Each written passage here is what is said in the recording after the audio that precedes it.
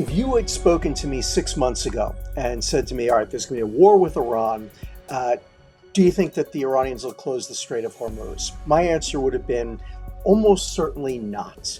Because Ayatollah Khamenei, this is Ali Khamenei, the previous supreme leader of Iran, has made it very, very clear that he understands that closing the Strait of Hormuz would be an enormous escalation that could easily drive the United States and all of its allies to combine forces, not only to reopen the strait, but to bring down the Iranian regime.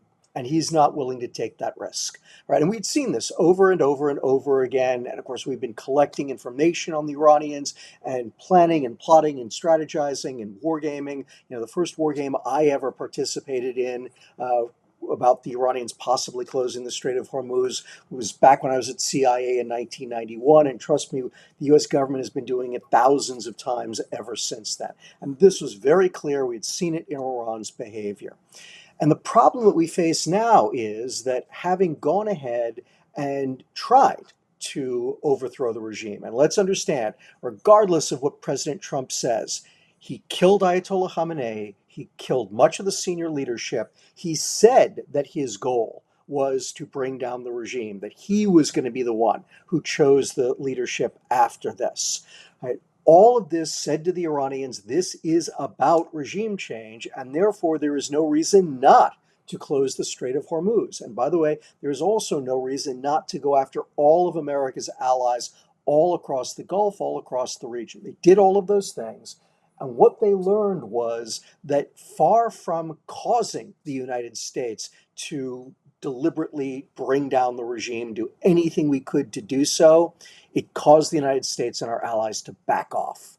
Right? In particular, President Trump just wasn't willing to escalate further because of Iran's stranglehold on the Strait of Hormuz and its ability to constantly threaten our Gulf allies. That is the very definition of a deterrence failure. And so coming out of this, unless things change, and this is not over yet, so there's reason to believe it may still, but where we stand right now, we've got to look at this and say that the United States has had a significant deterrence failure. And if we come out of this, there is no reason to believe that this leadership in Iran is going to feel deterred, either from periodically threatening our Gulf allies with drones and ballistic missiles whenever they want to, or from closing the strait or simply attacking ships in the Strait of Hormuz whenever they feel like doing so. That is a signal failure on our part. That is a monumental change from where we were before this war started.